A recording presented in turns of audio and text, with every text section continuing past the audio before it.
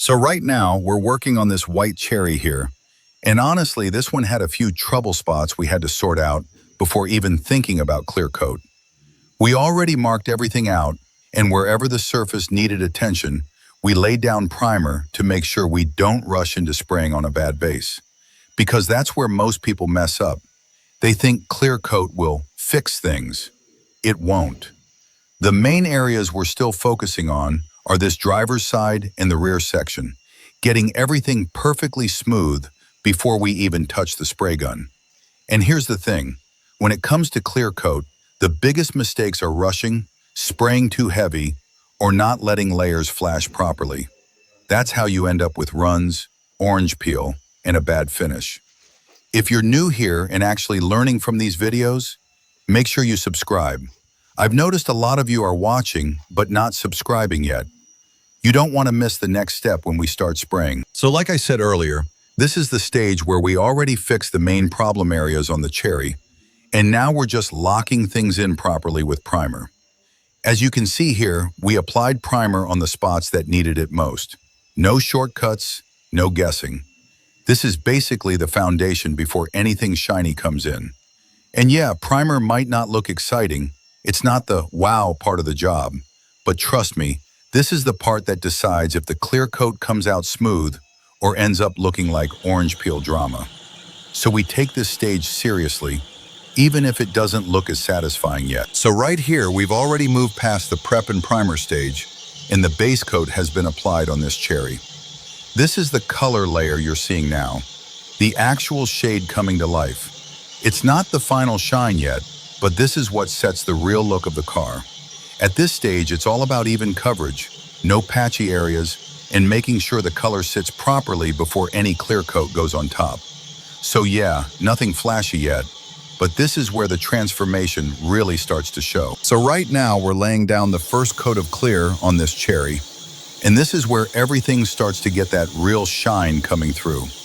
The first coat is not about making it perfect. It's more like setting the base layer. Think of it like building glass on top of the color we just applied.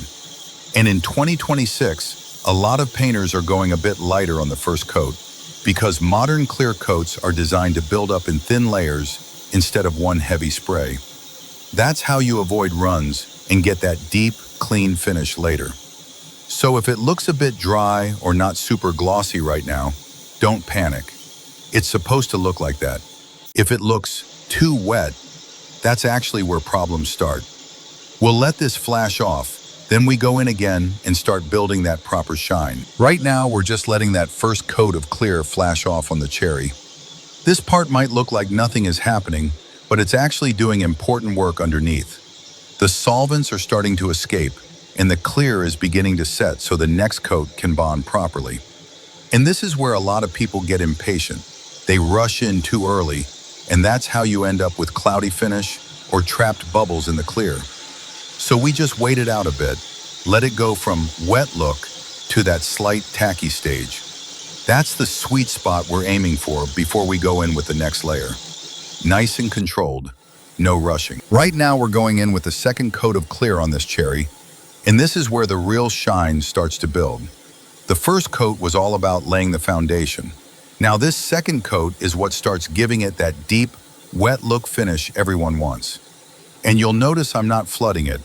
In 2026, most good refinishing work is all about controlled layers, not heavy spraying. Too much clear too fast is how you get runs, sags, and that orange peel texture nobody wants to deal with later. So I'm keeping it smooth, even passes, nice overlap, making sure the clear levels out properly across the panel. You're basically letting the gun do the work, not forcing it. This coat is also where you start seeing the reflection come alive, but we're still not at final gloss yet. That's why patience matters here. Let it settle, let it flow, and don't chase perfection in one go.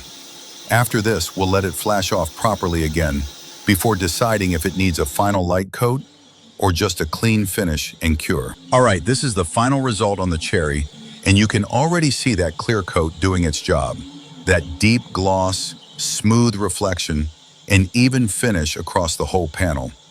This is what all the prep, primer, base coat, and controlled layers we're building up to.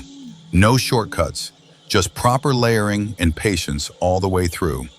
Now it's fully leveled out and looking clean, exactly how a proper clear coat finish should look. And if you're watching and you're not subscribed yet, don't forget to subscribe. A lot of you are coming back to watch, but still not hitting that button. So yeah, don't forget, subscribe so you don't miss the next build.